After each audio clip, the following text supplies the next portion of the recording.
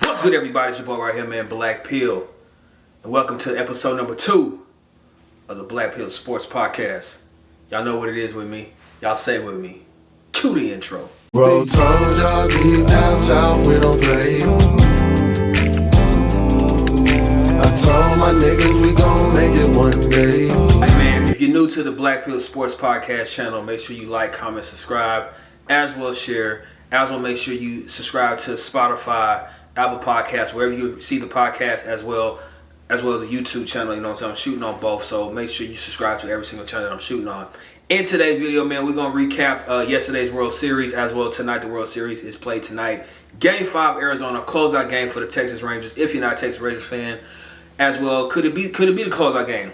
As well, we got more things that happened with the trade deadline over the NFL. A couple of key moves that happened yesterday for the trade deadline. A key move that didn't happen. As well, one team clearing house from coaches, GMs, and the offensive coordinator, defensive coordinators, pretty much in restart, rebuild mode, as typically you see around this time around trade deadline. As well, before I forget, man, how was your Halloween? How was your day, man? Let me know in the comment section below. As well, let me know on here on the podcast that, you know, how did your Halloween go?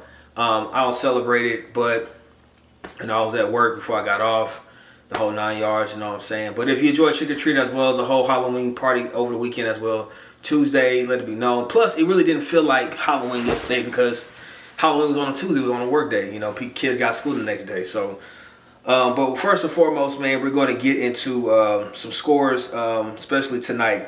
Like I said before, Game 5, closeout game for the Texas Rangers tonight in the World Series. Do you think they will close it out? Game starts in less than 2 hours. Starts at 7:03 Central Time. I think it's over there in Mountain Time in Arizona, which is probably, I think it's the West Coast, Pacific Coast, something like that. So starts over there. As well, NBA action. You got the Trailblazers versus the Pistons, Bucks, Raptors, Wizards, Hawks, Pacers, Celtics, Nets, Heat, Cavaliers, Knicks, Pelicans, Thunder, Hornets, Rockets, Nugget, Timberwolves, Bulls, Mavericks, Grizzly, Jazz, King, Warriors, and the Clippers versus the Lakers. As well, let me get into one of the NBA storyline. I found this out yesterday. If you ain't seen the viral video, if you didn't know, James Harden, who I mentioned in my very first podcast episode, was trying to get out of Philly after signing that 2-year, $68 million extension. His boy Daryl Morey was there. If you know Daryl Morey, his days in Houston is in Philly. So this is James Harden's fourth team. If you did not know, James Harden was sent to the LA Clippers. I don't know the synopsis of the pick, but I'm going to look that up as we speak. Let me go look it up right now. Of the James Harden to the Clippers pick. I should have had this already printed out. I'm sorry, you guys. Let me see. Trade to the Clippers. So he was have agreed to change. Okay, so this is the trade that happened to Clippers. It happened on Tuesday. Pretty much just happened yesterday. So for the source from NBA.com said the Harden saga is over in Philadelphia, which trades him to the Los Angeles Clippers, and now can fully focus on this season. So this is what the James Harden trade consists of. Sixers received Nicholas Batum, Marcus Morris, Robert Covington, KJ Martin, and multiple picks. Clippers received James Harden, PJ Tucker, and Philippe Perstov. So first and foremost, when I see this of the lineup, we're going to go to the Clippers lineup with James Harden. So we're going to do the Clippers lineup very quick, which I think I know most of it, but we're going to do the Clippers lineup. So the Clippers lineup will probably be Westbrook did come back, so it's going to be Westbrook, Harden at the 2. Well, this the roster. This ain't really I want to see the starting lineup to me. So to me, it's going to be, this is what the projected lineup is going to be. Westbrook got the 1.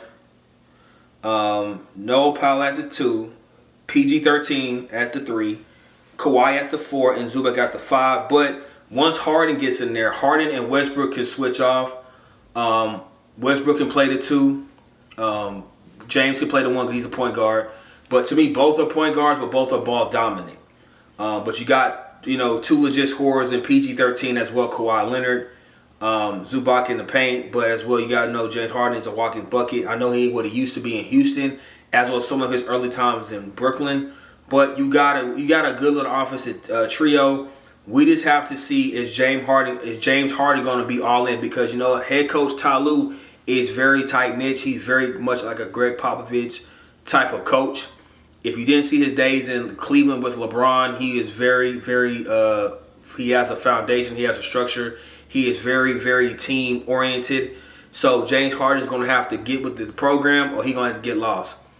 Which is why I said in my first episode why I don't think him and Miami would have worked on the Pat Riley structure. But we're going to see what it is tonight. I don't know if James is going to play tonight against the Lakers.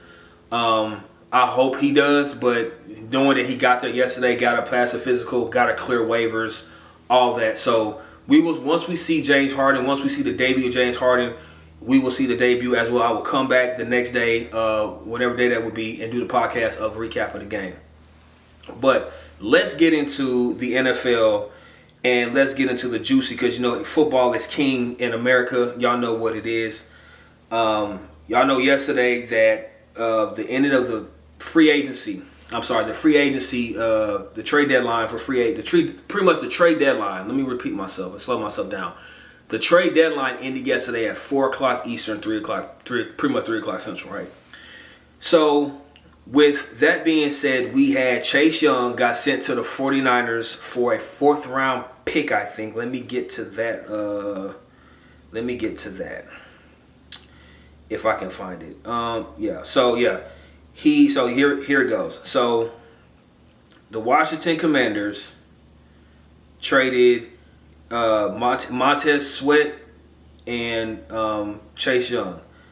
So realize that Montez Sweat, both of these are first round picks. Y'all remember during COVID, Chase Young was the number 2 overall pick behind Joe Burrow.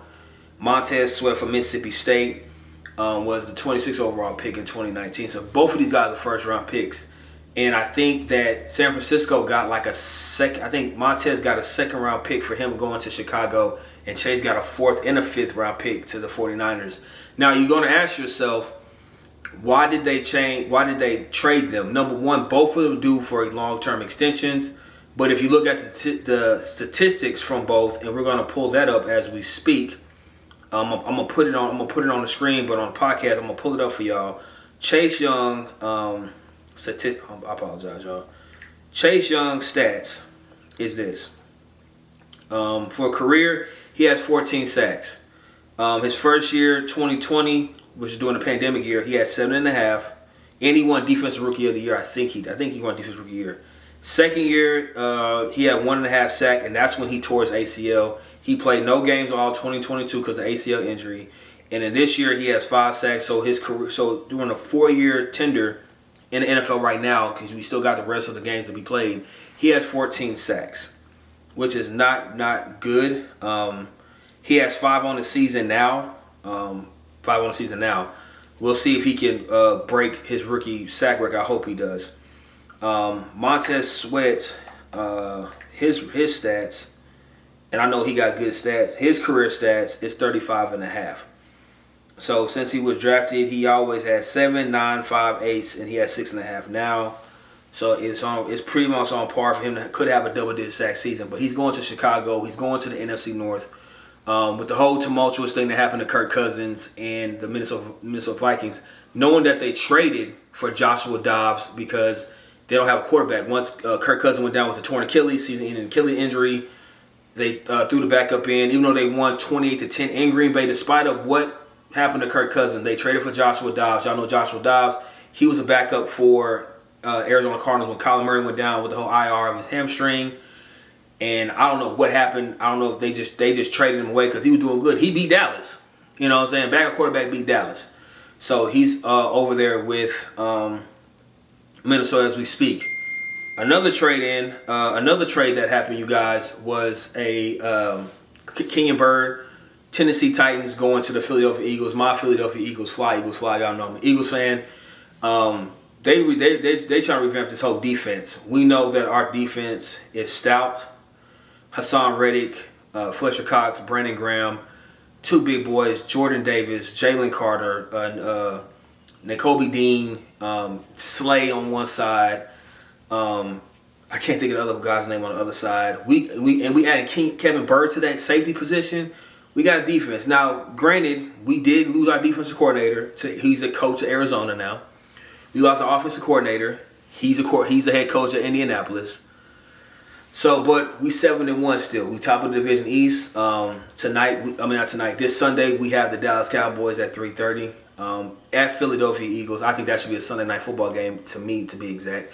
But we don't run the schedule. But I think this will be the test, to try and test of where are we at football wise of this team. We know that our quarterback Jalen Hurts has a knee injury, but that's neither here nor there. But for real, y'all, we have this. But tonight we're going to get into this World Series game.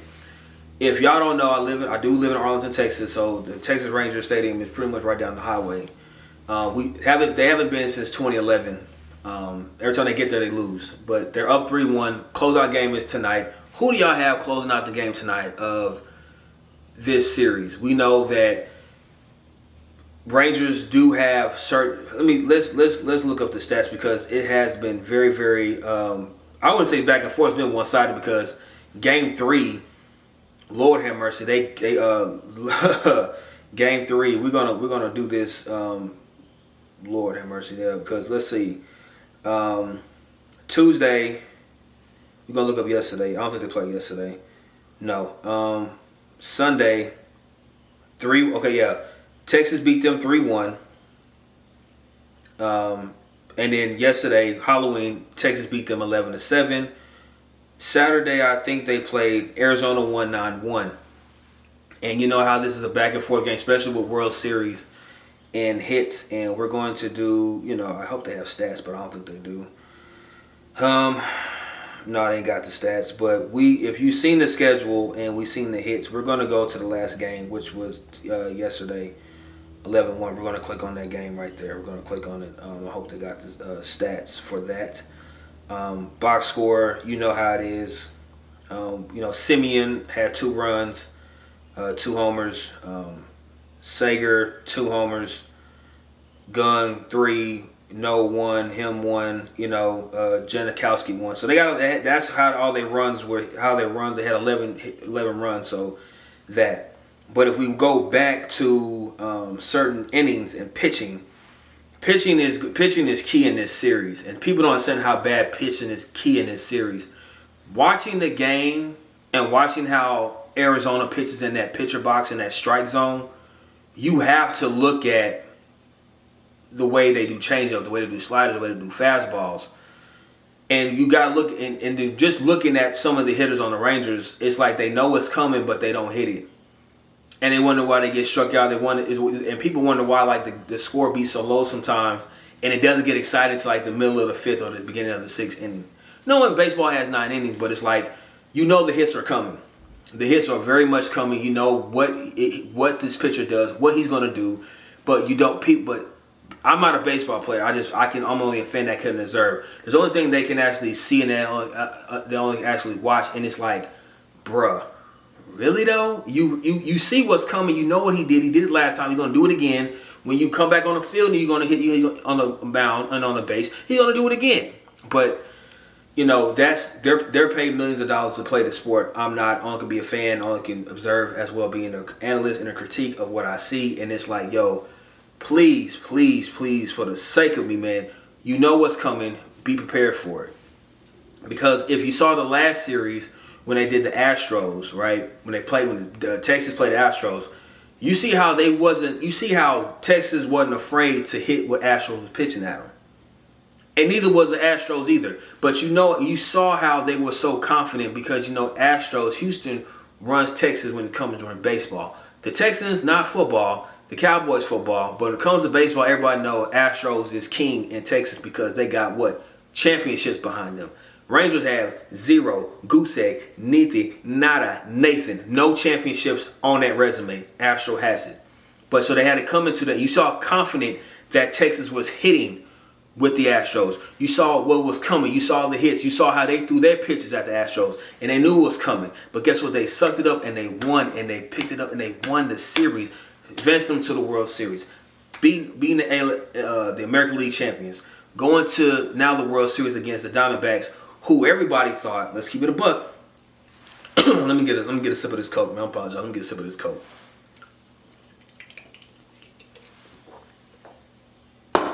who everybody thought was going to, they thought Philadelphia, the Phillies were going to advance the World Series. I had the Phillies going to the World Series. Because that's how good they are to me. Bryce Harper signed that big contract, and I thought they were going, but golly, I was wrong. So tonight, closeout game, I'm predicting that Arizona wins this. Just because this is the home crowd. They don't want to, I know Texas. I know the people in Texas, they got the watch parties already happening right now at the Globalized Stadium, Texas Live, whatever. But to me, I think Arizona wins tonight. And then Friday night, the Rangers close it out. It's better to close it out at home, you know what I'm saying, and get it done. So I think Arizona wins tonight. I'm gonna go a score of I'm gonna say 9-4. Arizona beats Texas 9-4, but Texas comes back Friday night, closes it out, and wins their first ever World Series for the DFW area. And that's going to give confidence to Cowboy fans they got a championship. We can win a championship. So I'm just prepared for that mockery to happen. But without further ado, we're going to take this quick white break, man, and I'll be right back with more. Because after this, we're going to get into the NCAA. Michigan, man, if y'all ain't heard about Michigan, they're the 2008-2009 New England Patriots. If you know, you know. But stay tuned. More back with BlackPill Sports Podcast after this. Peace.